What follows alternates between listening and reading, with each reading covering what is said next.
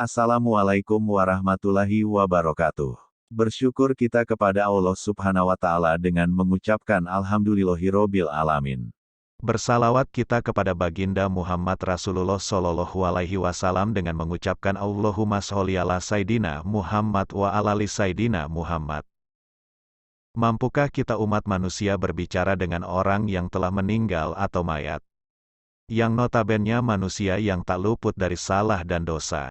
Antara lain dosa yang selalu kita pelihara yang tak pernah atau jarang minta ampun kepada Allah. Yaitu dosa mata, dosa telinga, dosa hidung, dosa mulut. Dosa kedua tangan, dosa perut, dosa kelamin, dosa kedua kaki. Jawabannya adalah bisa, tapi dengan syarat yaitu betul-betul bersih hati kita dari sifat amarah, nafsu yang menggelora, serta sanggup dan mampu kita menjauhkan dari sifat-sifat buruk duniawi yang diakibatkan dari godaan setan yang terkutuk. Allah Subhanahu wa Ta'ala akan menilik siapa-siapa umatnya yang dikehendakinya. Salah satu umat manusia yang diberikan petunjuk oleh Allah Subhanahu wa Ta'ala diberikan kepada baginda Rasulullah Muhammad Shallallahu Alaihi Wasallam. Baginda Rasulullah mampu berbicara atau ngobrol sama mayat Abu Jahal. Bagaimana kisahnya? Sebelum kita membahas kisah Rasulullah ngobrol dengan mayat Abu Jahal, alangkah baiknya bantu like, komen, dan subscribe channel Istiqomah dalam Amanah. Bismillahirrahmanirrahim. Abu Jahal akan dikenang sepanjang masa, bisa jadi sampai kiamat nanti. Dia adalah tokoh antagonis, musuh bebuyutan Rasulullah Shallallahu Alaihi Wasallam sepanjang masa. Abu Jahal mati secara mengenaskan dalam Perang Badar, perang besar pertama kaum muslimin dengan kafir Quraisy. Sampai kini, kuburan Abu Jahal bersama 69 anggota pasukan kafir Quraisy masih ada, kendati tidak terawat. Belum lama ini kanal YouTube Bung Hasibuan menayangkan kuburan dedengkot kaum kafir Quraisy itu. Kesannya, angker.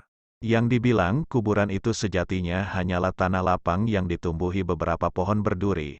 Kesannya tak terurus. Di kanan kiri tanah lapang itu berdiri bangunan. Bahkan di dekat kuburan itu ada bekas kesibukan alat berat yang meratakan tanah. Ada bekas-bekas ban kendaraan berat di sana.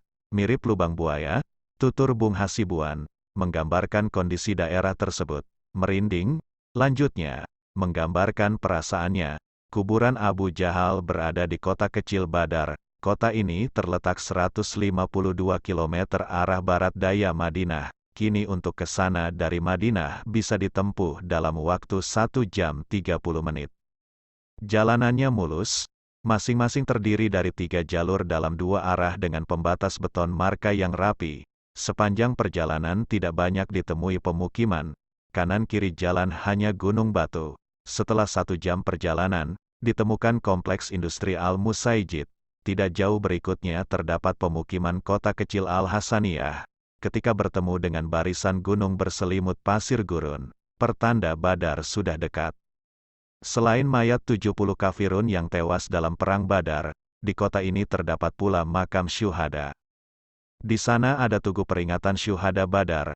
Mari kita menengok lagi jauh ke belakang. Terik mentari di Kampung Badar, Madinah, pada 17 Ramadan 2 Hijrah, bertepatan dengan tanggal 13 Maret tahun 624, terasa lebih panas dari biasa. Pada hari itu pasukan kecil kaum muslim yang berjumlah 313 orang berhadapan dengan pasukan Quraisy dari Makkah yang berjumlah 1000 orang. Perang belum lagi pecah, ketika seorang sahabat Nabi Shallallahu Alaihi Wasallam Abdurrahman bin Auf, berhenti di tengah barisan pasukan muslimin. Tiba-tiba seorang pemuda berusia 16 tahun mendekatinya. "Wahai paman, apakah paman mengenal Abu Jahal?" tanya pemuda penduduk asli Madinah itu. Seperti dikutip dalam ringkasan Sahih Muslim tulisan M. Nashiruddin Al-Albani. "Iya, kenal. Tetapi, ada keperluan apa kamu dengannya?" tanya Abdurrahman bin Auf. "Saya mendengar Abu Jahal selalu memaki-maki Rasulullah Shallallahu Alaihi Wasallam selama di Makkah. Demi Allah yang menguasai diriku, kalau saya melihatnya, Abu Jahal, tidak akan berpisah sebelum salah satu dari kami mati terlebih dahulu. Tegas pemuda itu yang belakangan diketahui bernama Mu'az bin Afra. Abdurrahman bin Auf sangat terkesan dengan kata-kata pemuda itu. Belum lagi hilang rasa takjubnya, tidak lama berselang, datang pemuda lainnya yang juga dari Ansar. Pemuda ini ternyata adik Mu'az, yakni Muawis bin Afra. "Wahai paman, apakah paman tahu Abu Jahal?" Pertanyaan yang sama disampaikan kepada Abdurrahman bin Auf. "Ya, dan apa keperluanmu dengannya?" "Saya mendengar Abu Jahal selalu bersikap keras terhadap Rasulullah Shallallahu Alaihi Wasallam di Makkah. Demi Allah, saya ingin membunuhnya," jawab sang adik usia 15 tahun itu. Di kejauhan Abdurrahman melihat sosok Abu Jahal. "Itu Abu Jahal," seru Abdurrahman bin Auf sambil menunjuk orang yang dimaksud.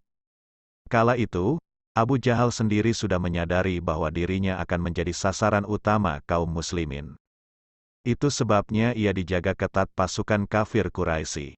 Tatkala dua pemuda itu melesat maju bagaikan anak panah yang lepas dari busurnya, Abu Jahal dilindungi 10 lapis pasukan bersenjatakan lengkap. Pemuda 15 tahun, Muawis, menerjang pasukan musyrikin itu untuk dapat menebas Abu Jahal.